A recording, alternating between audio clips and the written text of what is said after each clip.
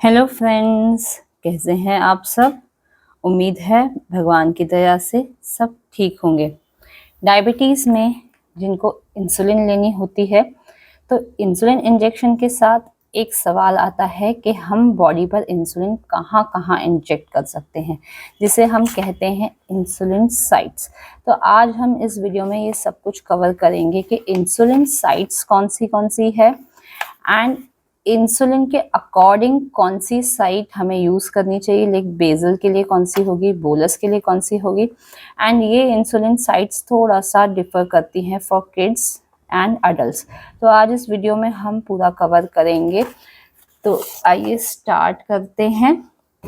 तो जो फर्स्ट हमारी इंसुलिन साइट है वो आती है एब्डोमेन।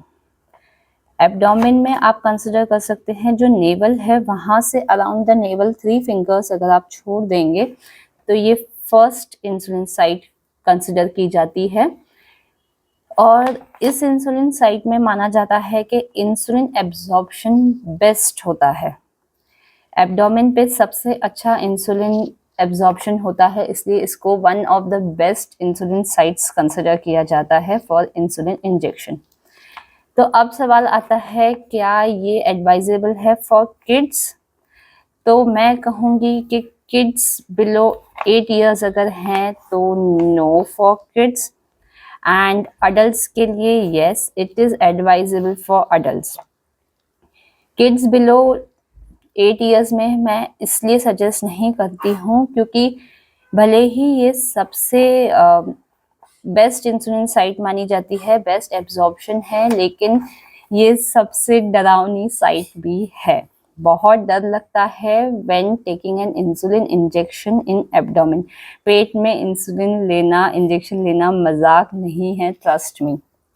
तो बच्चे तो और ज़्यादा डरते हैं, पहले ही उन पर डायबिटीज़, एक नए लाइफस्टाइल का एडेड प्रेशर, रिस्ट्रिक्शंस, फिर इंसुलिन लेना, उसमें आप उनको कहेंगे कि एब्डोमेन पे इंसुलिन लो, तो that means we are expecting too much from them. और मैं बताऊं तो बहुत सारे ऐसे लोग हैं जो 20+ में डायग्नोज हुए हैं। मेरे पास तो बहुत सारे केस है जो 20+ में डायग्नोज होने के बाद भी 10-10 साल ऑफ डायग्नोसिस तक उन्होंने एक भी शॉट इंसुलिन में एब्डोमेन में नहीं लिया था, just because of the fear. यहाँ पे इतना फियर रहता है एब्डोमेन में इंसुलिन लगाना। तो for kids it is not suggested by me, yes for adults can take. फिर आता है बोलस के लिए। बोलस इस के जो हम एवरी मील के साथ लगाते हैं 3 times a day, that is bolus. And basal is जो हम दिन में एक ही बार लगाते हैं, जो 24 आवर्स या 48 आवर्स वगैरह चलती है, depending on your basal type. तो बोलस के लिए abdomen is yes good, but again basal के लिए इट इज नॉट गुड।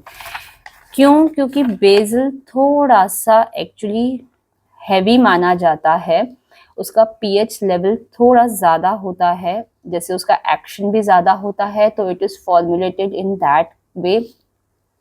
तो एब्डोमेन पे जब आप बेजल लगाएंगे तो वो एब्डोमेन साइट के हिसाब से थोड़ा हैवी जाता है, एंड वहाँ पर स्वेलिंग, पेन, हार्डनेस, जिसको हम लाइपोस कहते हैं, लम्प्स एंड लाइपोस, वो जल्दी फॉर्म होते हैं कॉज ऑफ बेजल।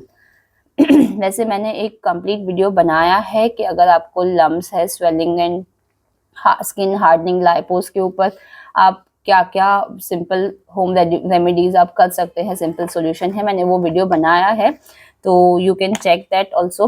बट जो बोलस है जो हम दिन में 3 बार लेते हैं, वो आप कंफर्टेबली एब्डोमेन पे ले सकते हैं। Site rotation is a must. Site change and site rotation, ये 2 अलग अलग कंसेप्ट्स हैं। साइट चेंजेस कि कभी आपने एब्डोमेन लगाया, कभी आपने थाइज लगाया, कभी आर्म्स लगाया, this is site change. But site rotation is कि आपने एब्डोमेन पे कभी यहाँ लगाया, कभी यहाँ लगाया, कभी यहाँ लगाया।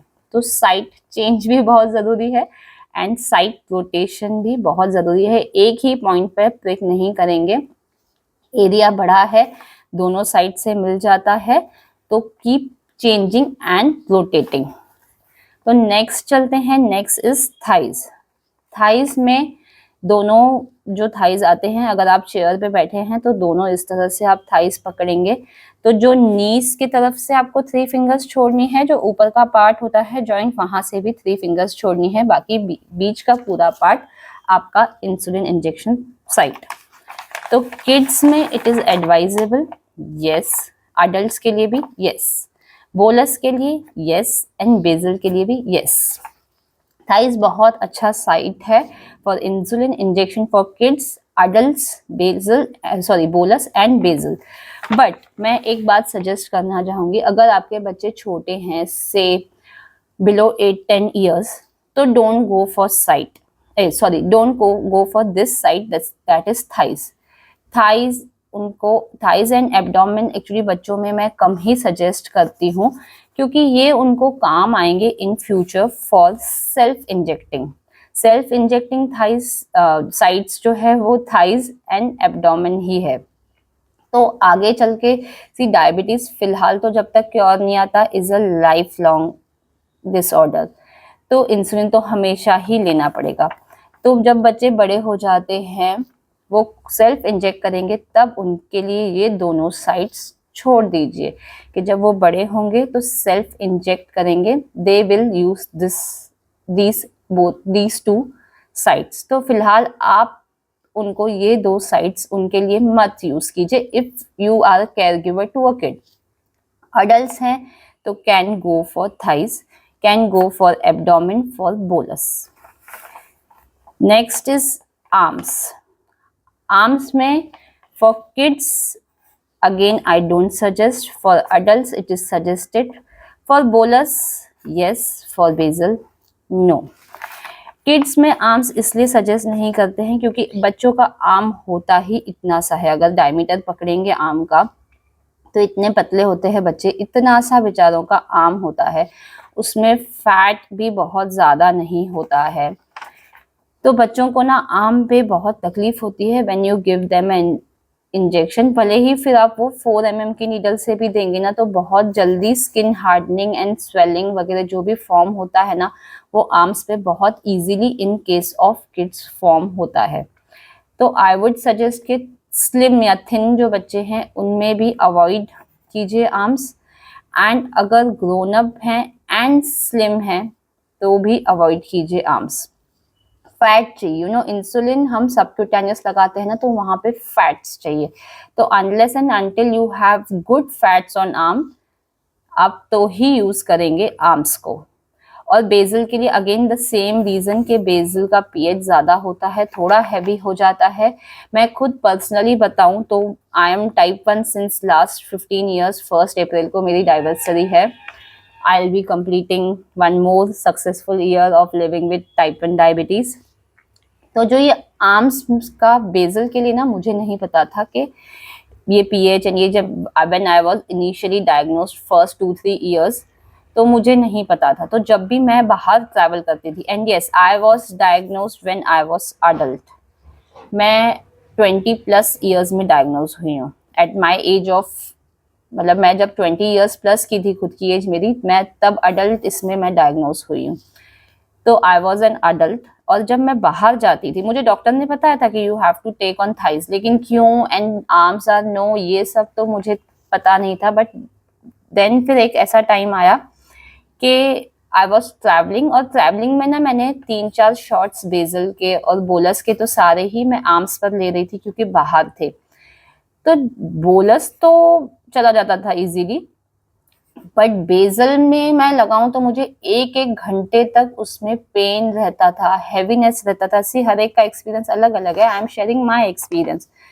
तो मुझे पेन एंड हैवीनेस रहने लगा, अनईजीनेस रहने लगा। तो on returning when I spoke to my doctor about this, तो उन्होंने कहा कि arms is not suggested for basal, bolus you can take, आप 4 का 5 बार करेक्शन भी आप लगा सकते हैं, but don't take basal. Basal के लिए थाइस इज रिकमेंडेड। उन्होंने कहा अगर आप बाहर भी हैं तो the cloth you are wearing, तब तो मैं 6 mm की नीडल यूज करती थी, तो उन्होंने कहा आप 6 mm की नीडल यूज करते हैं जस्ट कपड़ों के ऊपर से ही, मतलब जो भी the pants bottoms you are wearing उसके इससे ही आप इंजेक्ट कर सकते हैं, no issues, but don't use arms. तो better don't use arms for basal. Bolus के लिए it's best you can use thighs, जैसे मैंने बताया कपड़ों के ऊपर आप इंजेक्ट कर सकते हैं। Thighs is good for basal and bolus both. अब आते हैं बटक्स पर। बटक्स ये ऐसी साइट है which is best for kids. Adults के लिए खुद से इंजेक्ट करना अडल्ट्स के लिए ऑन एब्डोमेन थोड़ा मुश्किल है, but if someone else can help you out in injecting this, या कोई आपको इंजेक्ट करके दे रहा है तो yes for adults also it is a good site. तो हम लोग जैसे तीनों ही टाइप वंस हैं तो हम एक दूसरे को बटक्स यूज करते हैं। We are still using buttocks specially for basal. और बोलस के लिए भी हम जेलिश को यूज करते हैं। For kids this is the best site. क्यों? क्योंकि इसमें बहुत सारे रीजंस हैं कि आप पीछे लगा रहे हैं इंसुलिन तो बच्चों को दिखाई नहीं देता है, तो एज इट इज नीडल का फियर कम हो गया। And what you have to do with kids is आप उनको बेड पे उल्टा लेटा दीजिए, उनका बैक ऊपर मतलब बटक्स का एरिया ऊपर के साइड पर रहने दीजिए, उनको कुछ टॉय वगैरह दे दीजिए या समथिंग टू इंगेज देम, उनको बस इंगेज होने दीजिए half a minute and all. और फिर आप परपेंडिकुलरली बटक्स पे इतना ज़्यादा फैट एंड इतनी बड़ी साइट्स मिलती है आपको बटक्स पे, थाइज एंड बटक्स ये बहुत बड़े साइट्स होते हैं फॉर इंसुलिन इंजेक्शन। तो बटक्स पे आपको इतना बड़ा साइट मिल जाता है, बस पिंचअप किया, इंसुलिन लगाया। और इंसुलिन टेक्निक पर भी मैंने पूरा वीडियो बनाया है, हाउ टू गिव इंजेक्शंस। तो बस आपने लगाया, let them relax for 1 more minute and you are done. तो मैं सजेस्ट करूंगी कि अगर आपके किड्स 10-12 साल तक है तो please try to use buttocks as much as possible for basal and bolus both, क्योंकि ये बाकी सारी साइट्स उनको सेल्फ इंजेक्टिंग के लिए इन फ्यूचर लगेगी। आर्म्स में भी सेल्फ इंजेक्टिंग मैं खुद ही पिंचअप एंड इंजेक्ट कर लेती हूँ, बट कुछ लोग नहीं भी कर पाते हैं तो पिंचअप के लिए they need help, but insulin inject हो जाता है। पिंचअप के लिए you can take anyone's help, कोई भी ऐसे टाइप 1 में हो वही ऐसा जरूरी नहीं है। पिंचअप में तो बस आपको स्किन को होल्ड करना है, तो anyone can help you out. Like in public places आप आर्म्स भी being an adult you can use, and not for basal only for bolus. Pinch up आप किसी से करवा के you can give an injection to yourself on arms. Back side of the arm is preferable क्योंकि वहां पर ज्यादा फैट होता है। तो buttocks for me is the best site for kids. यहाँ पे बहुत बड़ा, जैसे मैंने बताया, बहुत बड़ा एरिया मिल जाएगा, फैट मिल जाएगा, बच्चों को पता नहीं चलता है, नीडल का फियर उनका खत्म हो जाता है क्योंकि नीडल दिखाई नहीं देती है। और बटक्स पे ना पेन भी कंपैरेटिवली कम होता है, ये मेरा एक्सपीरियंस है जैदीश के साथ। एंड जैदीश को डायग्नोज होके 5 years हो गए हैं, एंड 5 years में since 5 years I am using only this and this and this site.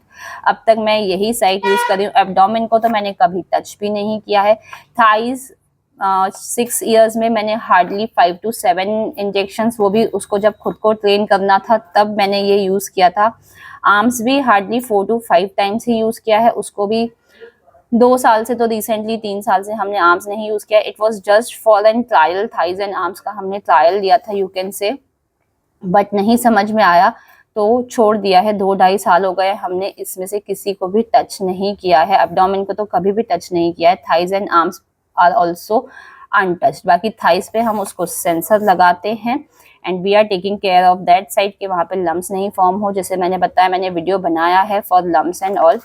तो right now this is the site we are using for जैदीश, और आगे भी कोशिश करके मैं यही साइट कंटिन्यू करूंगी जब तक जैदीश 10, 11, 12 साल का हो जाता है, जब तक ही फील्स कंफर्टेबल। एंड इसमें कंफर्ट का इतना ये नहीं आता है, तो कुछ बच्चे शाय फील करते हैं, बट जैदीश तो जैसे बचपन से ही यूज टू है, तो आई डोंट थिंक उसमें शाय का कहीं पे भी आएगा।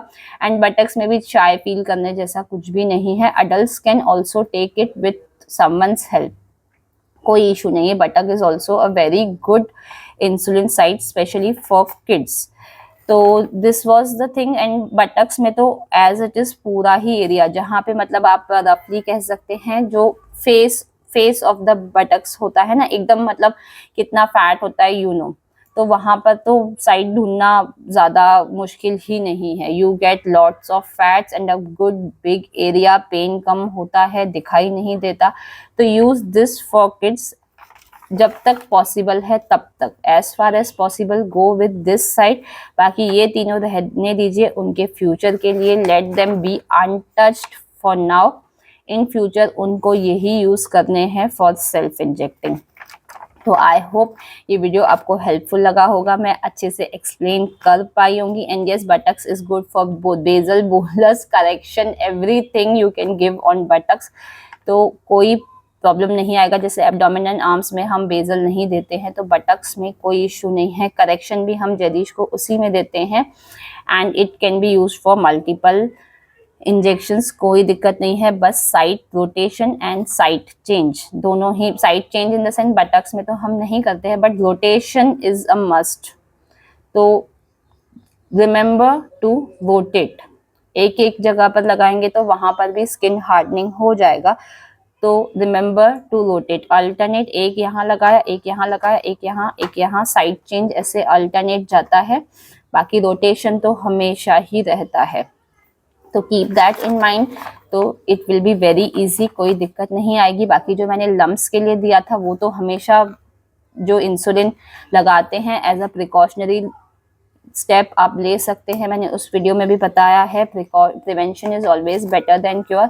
तो you can watch that video, ताकि इन फ्यूचर बच्चों को या बड़ों को किसी को भी swelling, lumps and skin hardening का इशू नहीं आए।